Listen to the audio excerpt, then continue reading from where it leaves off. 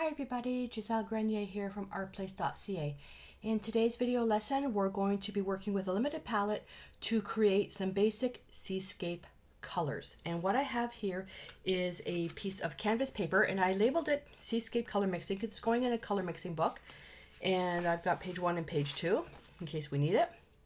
And for the colors, I'm going to bring them all out because I also want to show you the color index number, which is very important. So I'm working with my standard limited palette, but I brought out some extra colors for some experimenting. And I'm missing something. What am I missing? Oh, yes, this one.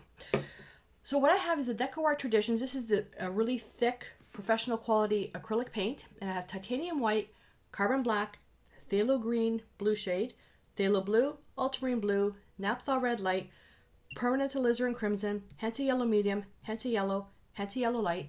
Then in the DecoArt Media Fluid Acrylics, Hansa yellow medium. And there's a reason why I'm going to be showing this. So I'm going to be talking about the paints just for a couple of minutes, because it's important that if you want to enhance your skills with painting, it's important that you know exactly what colors are made of. You'll be able to buy better quality paint. You'll need less colors, but you'll be able to make thousands of combinations just with knowing a few things. Titanium white is a core color. I'm going to put that aside. Carbon black I don't typically use in any of my paintings. You may have ivory black or bone black. I typically don't use this. I usually make my own black called chromatic black using color. But I'm bringing this out just to show you a really quick and easy way to gray an intense color down. So I've got that out. That carbon black is in my extended palette. Phthalo green is also in my extended palette. You can make an intense green using phthalo blue and a yellow. When if I'm doing seascapes, I find that it's so much easier and time saving just using this. I know I can make it with this, but I intentionally choose this to save time. But you don't have to have this. You can use these two. So phthalo green blue is PG7. There's also a phthalo green that's on the yellow side, and I have it here, and you can see the difference. Okay, this actually makes phthalo green yellow is great for landscapes, but you can also make it with phthalo blue and more yellow. You won't get the exact same mixtures because the color index number on the back shows that they're single pigments, so you won't be able to match it exactly. These are very clean, intense colors. So when you mix two colors together, it won't be as clean. It could be as intense, but it won't be as clean because you're taking two colors. And when it gets to that finite of details, personally, it doesn't matter. It doesn't matter. Okay, so phthalo green is in my extended palette as well. Phthalo blue, PB15, ultramarine blue, PB29. These are my my limited palette. So my limited palette is actually made up of,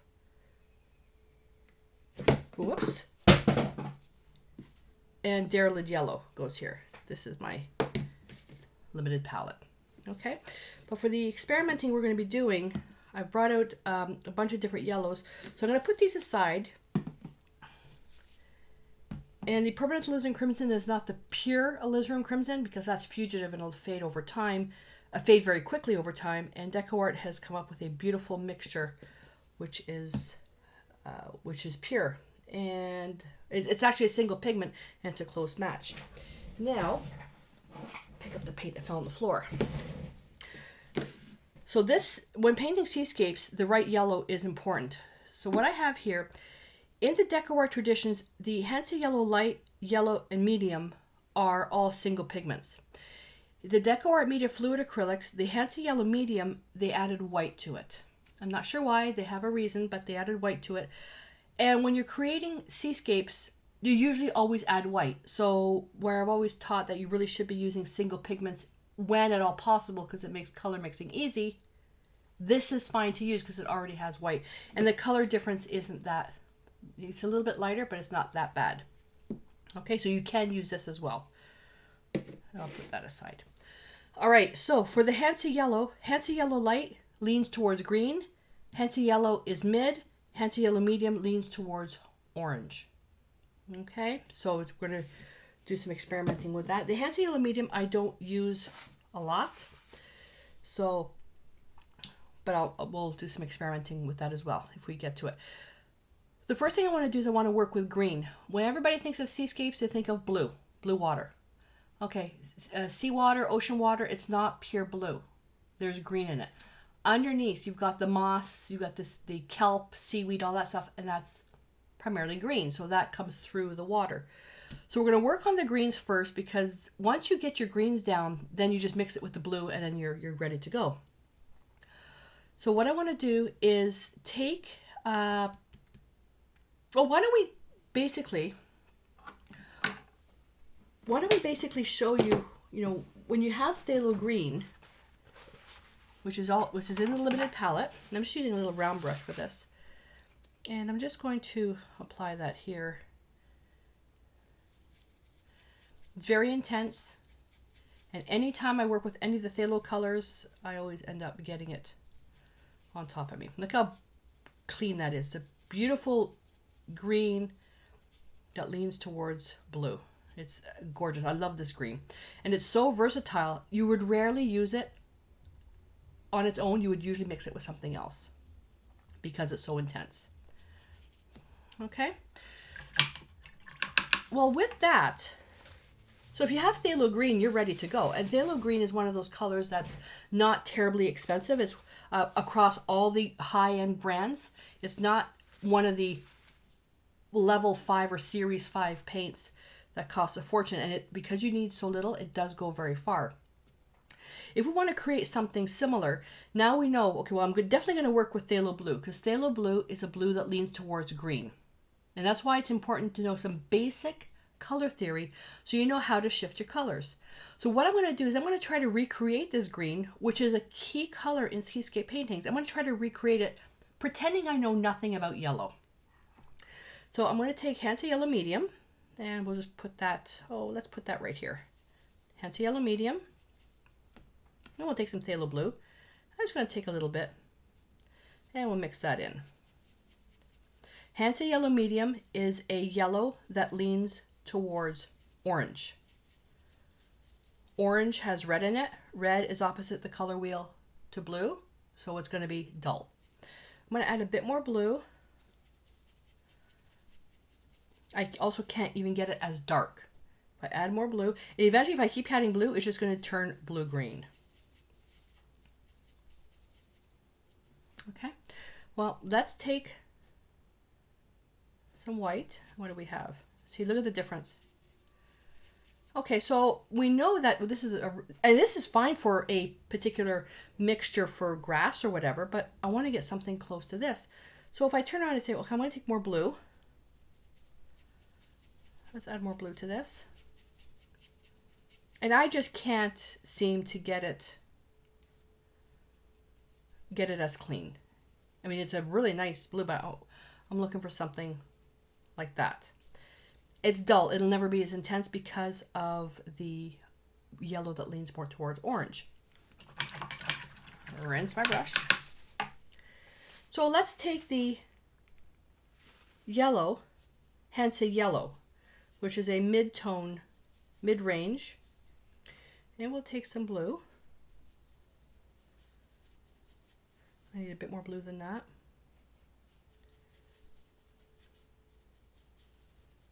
It's still green. Take a bit more blue than that. Well, if you want to see the true underlying color, you need to add white. Okay. It's not too bad. You can definitely tell it's more on the blue side. Okay, it's mid-range. It's still, I mean, it's you can see the colors here. They're a little bit different, still not even as close to this. And we will never get an exact match to this. So with Hansa Yellow just by itself, we still get green, but if I add more blue, what's going to happen? Oh, added too much blue. Too much blue. Let's add a little bit more yellow. When you're working with the phthalo colors, you don't need to add a lot. See, now I'm going to have to fuss with it to try to get it. Oh, there we go. Add more white. So I can keep adding white, and I can already see from the true underlying color that the values are close, but this is still really intense. Now I'm also going to make notes on this, so I have a reference point. The next one is Hansa Yellow Light. So if I have Hansa Yellow Light, now Hansa Yellow Light is yellow that leans towards green, so we're going in the right direction. I'm going to take some blue. You can already tell how intense that is. I'm going to put a bit more blue in that. Whoops, too much blue. But is it? Is it too much blue? Let's add some white. Ooh. Look at that.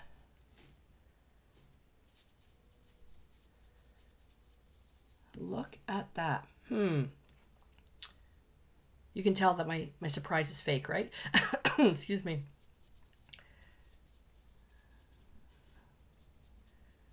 Look at that. Still not quite. So thinking, okay, well, if you want to make an adjustment, what would be the way to go? Okay. Color can only lean one way. So if we're working with green, it can only lean towards blue or it can only lean towards yellow. What does this look like? This obviously looks like it leans more towards blue. Look at this one. Does this color lean more towards blue or towards yellow? This leans towards blue. So they're pretty close, and it would just be more of just, kind of finessing a bit. And I'm thinking, well, I'm going to add a speck more yellow, not too much. And now it's a little bit too yellow, but let me just get rid of the excess paint. But we are pretty close. There we go. So that works out. So if you want to, if you're going to use a green, you can either use the Phthalo green, or, which is in an extended palette. Now, and the colors I'm using, this is what I use, and this is what I've been teaching for years and years and years. So you use what colors you want, but if you have the colors, do this experiment so you can see for yourself, because colors across a monitor, across the internet, it comes out differently. So try it for yourself. So Phthalo green with a bit of white, and then Phthalo blue with Hansa Yellow Light and a little bit of white, just so you can see. And this is the limited palette colors, and this is an extended palette. Again, I use this along with Viridian, which is a weaker version of the, well, not a version, so its own pigment, but it's much weaker. This for landscapes and Viridian for portraits. But using Phthalo blue and yellow, you can get away with it. Easy peasy.